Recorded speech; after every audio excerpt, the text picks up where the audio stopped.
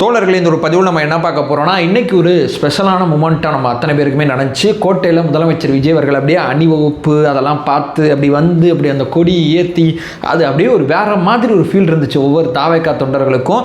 மீண்டும் ஒரு முறை வந்து நம்ம சாய்ச்சமாய் நம்ம ஃபீல் பண்ணோம்ல, இதை பற்றி நான் சுருக்கமாக தெளிவாக பேச வேண்டிய தேவை இருக்குது. இது நம்பர் 1 நம்ம பார்த்துடலாம். நம்பர் 2 பிரதானமான விஷயம் என்னென்னா, அண்ணாமலை இருக்கார்ல, அவருடைய கூடாரம் காலியாக ஆரம்பிச்சிருக்கு அப்படிங்கிற மாதிரி செய்திகள் வந்துக்கிட்டு இருக்கு. நான் சைடில் கூட ஒரு செய்தி போடுறேன், இதை பற்றி ஆழமாக தெளிவாக பேச வேண்டிய தேவை இருக்குது. இது என்னங்கிறத பார்த்தலாம். 3வது பிரதானமான விஷயம் என்னன்னா, நயினா நாகேந்திரன் அவர்கள், இவரை நம்ம என்ன சொல்றதுன்னே தெரியலங்க. இப்போ கொஞ்ச நேரத்துக்கு முன்னாடி பெண்களை பத்தி கொச்சையா, குறிப்பா பார்த்தீங்கன்னா நம்மளுடைய முதலமைச்சர் விஜய் அவர்களோட அம்மா இருக்காங்களா, சோபா அம்மா, அவங்கள பத்தி பேசி வச்சிருக்காரு.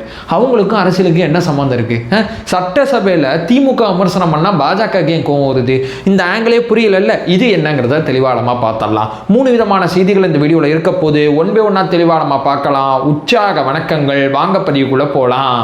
இப்போ முதல் விஷயம் தோழர்களே, நான் பொதுவாக வந்து நைட் பர்சன் தோழர்களே. நைட் பர்சன்னா நைட்டு வந்து ரொம்ப நேரம் வந்து வேலை பார்த்துட்டு காலைல வந்து கொஞ்சம் லேட்டாக எந்திரிக்கிற டைப்பு தான் நான் வந்து பொதுவாக வந்து 8 மணி அந்த மாதிரிலாம் நான் எந்திரிக்க மாட்டேன். நான் கொஞ்சம் லேட்டாக தான் எந்திரிப்பேன்னு வச்சுங்களேன். இன்றைக்கி வந்து 8 மணிக்கு எந்திரிச்சா தானே அந்த லைவ் நம்ம பார்க்க முடியும். அதனால் 8 மணிக்கு எந்திரிச்சு, அதுக்கு முன்னாடியே எந்திரிச்சு கிளம்பி 8 மணிக்கு அந்த லைவ் வந்து அந்த விஷயத்தை நம்ம பார்த்து நம்ம ஃபீல் பண்ணுங்கிறதுக்காண்டி 8 மணிக்கு நம்ம எந்திரிச்சிருக்கோன்னா எவ்வளோ தூரம் நான் அதை ஃபீல் பண்ணியிருக்கேன்னு பார்த்துங்களேன். ஏன்னா இது ஒரு ரீக்ரியேஷன் மாதிரி தான் எனக்கு இருந்துச்சு.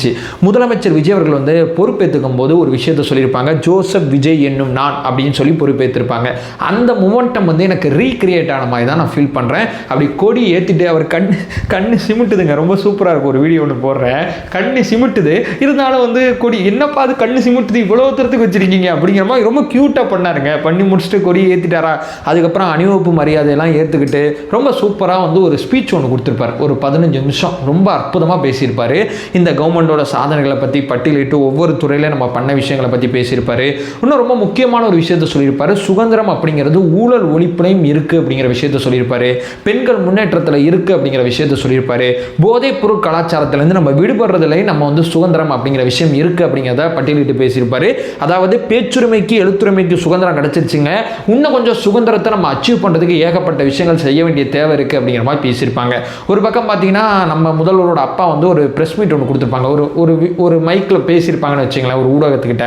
அவங்க என்ன சொல்லியிருப்பாங்க, என் பையனுக்கு ஒரு விஷயம் இருக்குது, இந்த வருஷத்தோட அடுத்த வருஷத்தில் இன்னும் கொஞ்சம் விஷயங்களை அவர் செஞ்சிருவார் சுதந்திர தினத்தில் அப்படின்னு சொல்லி ரொம்ப ப்ரௌடாக வந்து ஒரு பேரண்ட்டாக அவங்க வந்து 2 பேரும் உட்காந்து அந்த நிகழ்வை பார்த்தது எனக்கு ரொம்ப பியூட்டிஃபுல்லாக இருக்குது. தெரிஞ்சே ஒரு விஷயத்தை தவிர்க்கிற நல்லா தெரியுதுராடே அப்படின்னு சொல்லி நிறையா பேர் இப்போ நீங்கள் ஃபீல் பண்ணுவீங்க. ஆமாம், நான் உண்மைக்குமே தெரிஞ்சே ஒரு விஷயத்தை தவிர்க்கிறேன் அப்படிங்கிறதான் இங்கே நான் சொல்கிறேன். ஏன் தவிர்க்கிறேன்னா, அந்த விவாதத்தில் எனக்கு பங்கேற்க விருப்பம் இல்லை. ஃபேமிலி ஃப்ரெண்ட்ஸ் வந்திருக்காங்க, ஸோ அவங்களும் வந்திருக்கலாம் அப்படின்னு நான் ஃபீல் பண்ணுறேன். அவங்க வந்துட்டாங்க, அவங்க வந்திருக்கக்கூடாது, அவங்க இப்படி பண்ணக்கூடாது, அண்ணன் அந்த மாதிரி செய்யணும், இந்த மாதிரி செய்யணும் அப்படிங்கிற அறிவுரைகள் இந்த மாதிரி விவாதத்துக்குள்ளேயே நான் பங்கேற்கல. எனக்கு எங்கள் அண்ணன் கொடியேற்றின விஷயம் ரொம்ப பிடிச்சிருந்துச்சு. அவர் யாரை கூப்பிடணும், யாரை கூப்பிடக்கூடாது, யார் அங்கே உட்காரணும், யார் அங்கே உட்காரக்கூடாதுங்கிறதுலாம் முதலமைச்சரோட தனிப்பட்ட விருப்பம். அது என்னுடைய விஷயத்துக்குள்ளே வராது அப்படிங்கிறத நான் இங்கே சொல்கிறேன். பட் இப்படி அண்ணனை கேள்வியே கேட்கக்கூடாதா, அண்ணனுக்கு வந்து இந்த மாதிரி சொல்லக்கூடாதா, பண்ணக்கூடாதுன்னா அது உங்களோட விருப்பம். அதை நான் கேள்வி கேட்க மாட்டேன்.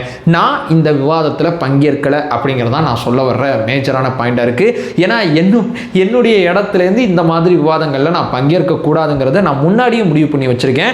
அரசியலில் எதை பேசணும், அரசியலில் எதை பேசக்கூடாதுங்கிறது எனக்கு ஒரு லிமிட்டேஷன் இருக்குது. அந்த லிமிட்டேஷனுக்குள்ளே நான் பேசிகிட்டு இருக்கேன். உதாரணத்துக்கு சொல்லப்போனால் சீமான் அவர்களுக்கு குழந்தை பிறந்த விஷயத்தை பற்றி நான் பேசியிருக்கவே மாட்டேன். ஏன் பேசியிருக்க மாட்டேன்னா, ஆனால் சீமானனை பற்றி நான் நிறையா பேசியிருப்பேன். ஏன்னா எனக்கு ஒரு லேயர் இருக்குது, எனக்கு ஒரு பாதை இருக்குது, அந்த பாதையில் நான் பயணிச்சுக்கிட்டு இருக்கேன். பட் இதை விமர்சனம் பண்ணுற தோழர்கள் இருக்கீங்க, உங்களுக்கு கஷ்டமாக இருந்துச்சுன்னா நீங்கள் தாராளமாக விமர்சனம் பண்ணலாம். அது உங்களுடைய தரப்பு நியாயம், உங்களுடைய தரப்பு கருத்துக்கள் அப்படின்னு சொல்லி நான் புரிஞ்சுக்கிறேன். பட் எனக்கு இன்னைக்கு சிஎம் வந்து கொடியேற்றின அந்த மூமெண்ட் வந்து ஒரு ப்ரௌட் மூமெண்ட்டாக இருந்துச்சுங்கிறத மட்டும் நான் அழுத்தம் திருத்தமாக நான் பதிவு செஞ்சிடறேன். நம்பர் 1. நம்பர் 2 பிரதானமான விஷயம் என்னன்னு சொல்லி கேட்டிங்கன்னா, அண்ணாமலை அவர்கள் வந்து ஒரு இயக்கம் ஆரம்பிக்கும் போது என்ன சொன்னாங்கன்னா, அவ்வளோதாங்க விஜய் விசஸ் அண்ணாமலை தான் 2031 முடிச்சு விட்ருவாப்ல அப்படிலாம் நிறையா சொன்னாங்க.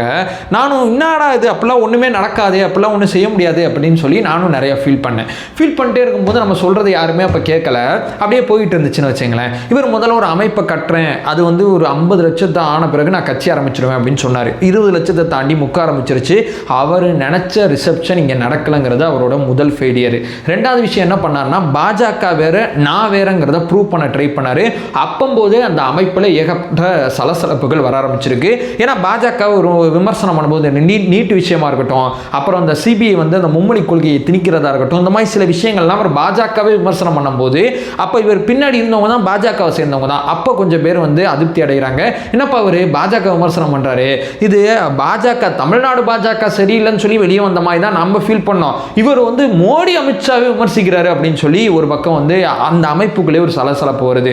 பொறுப்பு கொடுக்கல, பதவி கொடுக்கலன்னு சொல்லி ஒரு சலசலப்பு வருது. இந்த மாதிரி ஏகப்பட்ட சலசலப்புகள் வந்தோன்னா சில பேர் நம்பிக்கையில் இருந்து மறுபடியும் பாஜக பக்கமே போயிட்டாங்க அப்படிங்கிற மாதிரி செய்திகள் வந்துகிட்டு இருக்கு. ஓவரால் நான் பார்த்த வரைக்கும் இவரோட அந்த அமைப்பு இந்த விஷயங்கள்ல ரெண்டு விஷயங்கள்ல ஏதோ ஒன்று தான் உண்மையாக இருக்க முடியும். ஒன்று இவர் உண்மைக்குமே பிஜேபி எதிர்த்து அரசியல் பண்ணணும், இல்லை இவர் பிஜேபியோட இன்னொன்று கிளை பிரிவாக மறைமுகமாக ஒரு பி டீமாக செயல்படணும். இது ரெண்டில் ஏதோ ஒன்று தான் உண்மை. ஆனால் இந்த ரெண்டுமே உண்மையாக இருக்க வாய்ப்பு இல்லை. இப்போ பிஜேபியை எதிர்த்துனா பிஜேபி பார்த்துட்டு சும்மா இருக்காது. ஏன்னா பீகாரில் நிதிஷ்குமார் அப்படிங்கிற ஒருத்தர் அவருடைய அரசியல் அனுபவத்தெல்லாம் பார்த்துட்டு முதலமைச்சர் அவரை ஆக்கி ஒரு 100 நாள் உட்கார வச்சுட்டு, சரிங்க நீங்கள் மாநிலங்களவை எம்பியா இருங்க, நாங்கள் பார்த்துக்கிறோம்னு சொல்லி பீகாரில் ஒரு விஷயத்தை பண்ணாங்க. ஒரு பக்கம் பார்த்தீங்கன்னா சிவராஜ் சவுகான் சொல்லி ஒருத்தர் இருக்கார் மத்திய பிரதேசத்தில். கிட்டத்தட்ட 4 தடவை வந்து அவர் சீஃப் மினிஸ்டராக இருந்திருக்கார் பாஜக அந்த இதில். 4 தடவை இருக்கும்போது இதுக்கு 5ஆவது தடவை நீ இருக்க வேணா, நீங்கள் வந்து டெல்லிக்கு வந்துருங்கன்னு சொல்லி டெல்லி பக்கம் இழுத்துட்டு போயிட்டாங்க. இப்படி பாஜகவில் ஒரு தலைவர், அதாவது பாஜகங்கிற கட்சியில் மோடி அமித்ஷாவை தாண்டி வேற ஒரு தலைவர் பாஜகவில் வளர்ந்து வந்தாவே அது பாஜகவுக்கு பிடிக்காது, மோடி அமித்ஷாவுக்கு பிடிக்காது. அப்படியே அவங்கள வந்து முடிச்சு விட்ருவாங்கிறதா யதார்த்தமான உண்மை. இவர் பாஜகலேருந்து விலகுவாராம், விலகி நான் ஒரு அரசியல் கட்சி ஆரம்பிக்கிறேன்னு சொல்லுவாரா, அந்த அரசியல் கட்சியை பாஜக வைத்து அரசியல் பண்ணுவாரா, அதை பாஜக பார்த்துட்டு சும்மா இருக்குமா அப்படின்னு சொல்லி இவரை சுற்றி இருக்கக்கூடிய சில பேர் வந்து கேள்வி கேட்க ஆரம்பிச்சிருக்காங்க. இன்னும் சில பேர் பார்த்தீங்கன்னா பி டீமுங்க அவர் இப்போ கொஞ்சம் அமைதியாக இருக்காரு, அதுக்கப்புறம் மறுபடியும் வந்து இவர் வந்து ஆட்சி அதிகாரத்துக்குலாம் வரமாட்டார், சும்மா வந்து இந்த சீமான் அவர்கள் மாதிரி கொஞ்சம் வாக்குகளை பிரிக்கிறதுக்கான வேலையை பார்க்கறதுக்கு தான் இந்த வேலையை பார்க்க விட்டுருக்காங்க, மற்றபடி இது வேற எதுவுமே கிடையாதுன்னு சொல்லி இன்னும் ஒரு சில பேர் வந்து கருத்து தெரிவிக்கிறாங்க. ஓவரால் இந்த 2 டைமென்ஷனில் ஏதோ ஒன்று தான் உண்மையாக இருக்குது. ஆனால் ஒன்று தீவிரமான உண்மை என்னன்னா, அமைப்பு கொஞ்சம் கொஞ்சமாக வந்து என்னன்னா அந்த மனுஷன் என்ன பண்ணுறான்னு தெரியல, பட்ஜெட்டை பற்றி இப்போ அவர் கருத்து சொல்லாங்க, ரொம்ப அமைதியாக இருக்கார், திடீர்னு வந்து ஏதேதோ விஷயங்களை பற்றிலாம் கருத்து சொல்கிறாரு, திடீர்னு வந்து ரொம்ப அமைதியாக இருக்கார், இவரே பயங்கர குழப்பத்தில் இருக்கார் போல அப்படின்னு சொல்லி தான் நிறைய பேர் ஃபீல் பண்ண ஆரம்பிச்சிருக்காங்க. ஸோ இவருடைய அமைப்பு சார்ந்த விஷயத்தில் இதுதான் நடந்துகிட்டு இருக்கு. இது 2வது பாயிண்ட். இப்போ 3வது ஃபைனலான விஷயம், நயினா நாகேந்திரன் அவர்கள். நான் பேசுறதுக்கு முன்னாடி ஒரு வீடியோ போடுறேன், அந்த வீடியோ பார்த்துட்டு வாங்களேன். சட்டமன்றத்திலே போய் அப்பாவை தேடுவாங்க, வீட்டில் போய் அம்மாட்ட கேட்டா தானே அப்பா யாருன்னு சொல்லுவாங்க. ஆனால் சட்டமன்றத்தில் போய் அப்பாவை தேடினா யாரும் கிடையாது. இப்படிப்பட்டவர்களுடைய ஆட்சி தான் இன்னைக்கு நடந்து கொண்டிருப்பாங்க. இந்த வீடியோ பார்த்தீங்களா? முதலமைச்சர் விஜய் அவர்கள் யாரை பேசுனாங்க அசம்பிளியில், அப்பான்னு சொல்லி யாரை சொன்னாங்க? உதயநிதி ஸ்டாலின் அவர்களோட அப்பாவாக இருக்கக்கூடிய ஸ்டாலின் அவர்களை சொன்னாங்க, உங்கள் அப்பாவை காணும்னு சொன்னாங்க. வெளியே வந்து உதயநிதி அவர்கள் பர்சனலாக இன்னொன்று ஒரு அட்டாக் ஒன்று பண்ணார், செங்கல்பட்டில் மனைவியை தேடுறவர் தானே நீங்கன்னு சொல்லி ரொம்ப கொச்சையாக பேசியிருந்தார். இவர் அரசியல் ரீதியாக ஒரு குற்றச்சாட்டை ஒரு விஷயத்தை முன்வைக்கும் போது இவர் பர்சனலாக ஒரு தாக்குதல் நடத்தினார். அந்த பஞ்சாயத்து அந்த பிரச்சனை அதோட போயிடுச்சு. உதயநிதி அவர்கள் இப்படிலாம் பேசக்கூடாது பண்ணக்கூடாதுன்னு சொல்லி அந்த சமயத்தில் நிறைய பேர் கண்டிச்சாங்க. ஒரு பக்கம் சிஎம் அவர்களும் இப்படி பேசாதீங்க, அவர் மூத்த தலைவர், தயவு செய்து இப்படி வந்து பண்ணிக்காதீங்க அப்படின்னு சொல்லி நிறைய பேர் சொன்னாங்க. நம்ம என்ன சொன்னோம்னா, அண்ணன் ட்ரிகர் பண்ணி மறுபடியும் இடைத்தேர்தலில் தோக்கடிக்கிறதுக்கு தான் அப்படிலாம் பண்ணிட்டுருக்காரு அப்படின்னு சொல்லி அண்ணனுடைய ஸ்ட்ராட்டஜி பாயிண்ட் ஆஃப் வியூ நம்ம ரொம்ப தெளிவாக சொன்னோம். இப்படி ஓவரால் இப்படி போயிட்டு இருக்கும்போது சம்பந்தமே இல்லாமல் இன்னைக்கு அப்பாவை எதுக்கு நீங்கள் சட்டசபையில் தேடுறீங்க, உங்கள் அம்மாட்ட போய் கேளுங்கன்னா நீங்கள் எந்த டோனில் நீங்கள் சொல்ல வரீங்க, வாட் யூ மீன் அப்படிங்கிறதான் நான் இங்கே கேட்க வர்ற பிரதானமான விஷயமா இருக்குது. இதுக்கு இப்போ வந்து அரசியலுக்கு அப்பாற்பட்டு விஜய் அண்ணாவோட அம்மா இருக்காங்க, அப்பா இருக்காங்க, அவங்கள எதுக்கு அரசியல் களத்தில் இழுக்கிறீங்க? அவர் சட்டசபையில் எந்த அப்பா கேட்டான்னு உங்களுக்கு தெரியாதா? இல்லை நீங்கள் ஏன் இந்த மாதிரி ஒரு விஷயத்தை இங்கே முடிச்சு போடுறீங்க? இல்லை நான் தெரியாமல் கேட்குறேன், திமுகவை விமர்சனம் பண்ணால் பாஜகவுக்கு ஏன் கோபம் வருது? எனக்கு இது புரியவே இல்லையா. தேநீர் விருந்தில் பங்கேற்று தான் சபாநாயகர்கிட்ட இருக்கைகளை வந்து மாற்றி அமைச்சுக்கணும்னு சொல்லி கனிமொழி அவர்கள் வந்து பேசியிருந்தாங்க. அது வந்து நாடாளுமன்றம் முடிஞ்ச பிறகு இருக்கையை மாற்றி கொடுங்கன்னு சொல்லி பேசிக்கிட்டு இருக்காங்க. எனக்கு இந்த டைமென்ஷன் ஒன்று பாஜக திமுகவுக்கு நடுவில் நடக்கிறது புரியல. அதே நேரம் பாஜக இருக்குல்ல, பாஜகவில் பொதுவாக வந்து ஐடியாலஜியாக தமிழ்நாடு மக்கள் வந்து பாஜகவோட ஃபைட் பண்ணுவாங்க. திமுக எதிர்ப்போட்டு தான் தமிழ்நாட்டில் அதிகமாக இருக்குது. ஏன்னா திமுகவோட அந்த நாக்கு, அந்த பேச்சு காரணமாக தான் திமுக எதிர்ப்பு ஓட்டுகள் தமிழ்நாட்டில் அதிகமாக இருக்குது.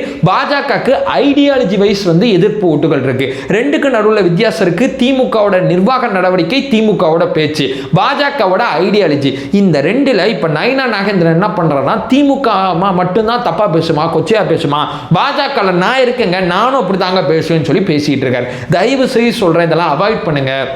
ரொம்ப மட்டமாக பேசுகிறீங்க. அரசியல் களத்தில் கட்சிக்கு அப்பாற்பட்டு எங்களை மாதிரி பசங்களாம் அசம்பிளியில் நான் கவனிக்கிறோம், எல்லாத்தையும் பார்க்குறோம். ஓ, தங்கம் தென்னரசு சூப்பராக பேசுகிறார்ல, ஓ சௌமியா அன்புமணி அவர்கள் சூப்பராக பேசுகிறாங்களே, கட்சி கடந்து சொல்கிறேன். வன்னியரசு ஐயா ஒரு விஷயத்தை எடுத்து பேசுகிறான்னா டீட்டெயிலாக ரொம்ப அழகாக பேசுகிறார்ல, ரொம்ப சூப்பராக இருந்துச்சுல அப்படின்னு நாங்கள் பார்த்துட்டு இருக்கோம், கவனிச்சுக்கிட்டு இருக்கோம். ஓவரால் அரசியல் களத்தில் கட்சி பேதம் இல்லாமல் அந்த டேலண்டாக விஷயம் இருக்கிறவங்கள ஃபாலோ பண்ணிகிட்டு இருக்காங்க அந்த யங்ஸ்டரு. இப்படிப்பட்ட தருவாயில் இப்படி கொச்சையாக பேசி இந்த ஐடியாலஜியோட வந்து நின்னீங்கன்னா அந்த யங்ஸ்டர் உங்களை எப்படி பார்ப்பான், எப்படி உங்களை மதிப்பா? அப்புறம் மரியாதை செலுத்த மாட்டாங்க, எங்களை ட்ரோல் பண்ணுறாங்க, அதை பண்ணுறாங்க, இதை பண்ணுறாங்கன்னு சொல்லி ஒரு பக்கம் வந்து கதறி அழுகிறது, ஒப்பாரி வைக்கிறது. முதல்ல உங்களுடைய பேச்சு, உங்களுடைய நடவடிக்கையை மாற்றத்தை உருவாக்குங்க. இந்த சமுதாயத்தில் மாற்றம் உருவாகணும். ஒரு முகம் தெரியாத ஒரு ஐடியிலேருந்து ஒருத்தன் அப்படி பேசுகிறான்னா, நீங்கள் முகம் தெரிஞ்ச ஒருத்தர் பாஜகவோட தமிழ்நாட்டில் இருக்கக்கூடிய ஒரு தலைவராக இருக்கக்கூடிய நீங்கள் இப்படி பேசும்போது இது ரெண்டும் ஒன்றா? இவனை கண்டிக்கிற தகுதி உங்களுக்கு என்னைக்காவது இருக்கா? ஏன்னா நீங்கள் எப்பயாவது ஒழுங்காக பேசியிருக்கீங்க? குடும்பத்தை இழுக்காம, தனிப்பட்ட வாழ்க்கையை இழுக்காம, அரசியல் களத்தில் அரசியல் ரீதியா அந்த ஒரு ஒன்று ஐடியாலஜியை விமர்சனம் பண்ணணும், இல்லை நிர்வாக ரீதியாக விமர்சனம் பண்ணணும். இது 2 பாயிண்ட் ஆஃப் வியூ தான் விமர்சனம் பண்ணணும். இந்த 2 நோக்கி நைனா நாகேந்திரன் அவர்கள் என்னைக்காவது நடந்துக்கிறீங்களா? நீங்க எதுவுமே பண்ண மாட்டீங்க. அப்ப எங்க பசங்க எங்கேயாவது ஏதோ ஒரு ஃபேக் அடியில் ஏதோ ஒரு இடத்துல ஏதோ ஒரு கருத்தை பதிவு செய்யும் போது விச்சுவல் வாரியஸே இப்படித்தான் அப்படிங்கிற ஒரு முத்திரையை குத்துறது. விச்சுவல் வாரியஸ் அப்படிங்கிறது ஒரு பெருங்கூட்டம். ஆனா நிர்வாகிகள் அந்த தவறை பண்றது கிடையாது. இங்க தலைவராக இருக்கக்கூடிய ஒருத்தரை இந்த தவறு பண்றாரு. இதை போய் எங்க போய் சொல்றது, இதை போய் எங்க போய் பேசுறது? இதெல்லாம் அவாய்ட் பண்ண வேணாமா? தயவு செய்து சொல்றேன் நைனா நாகேந்திரன் அவர்களே, நிறைய பேச்சு சார்ந்த சர்ச்சையில சிக்கிறீங்க. பொதுவாக அதுல திமுக தான் சிக்கும். திமுகவோட தாண்டி நீங்க ஒருபடி நீங்க போய் சிக்கிக்கிட்டு இருக்கீங்க. உங்களை தயவு செய்து மாற்றிக்கொள்ளுங்கள். நான் மறுபடியும் சொல்றேன், மன்னிப்பு கேளுங்க. அதை மட்டும் நான் சொல்லிட்டு இந்த வீடியோ நான் என் பண்ணிக்கிறேன். நம்ம சேனலை ஃபர்தரா ஃபாலோ பண்ணீங்கன்னா பொலிட்டிக்கல் சார்ந்து மிக முக்கியமா பல்வேறு விதமான விஷயத்தை நம்ம பார்த்துட்டு இருக்கோம். நம்மளோட ஒரே நோக்கம் அறியாமை அகற்ற வேண்டும், அறியாமை அகற்றப்பட வேண்டும். Thank you so much.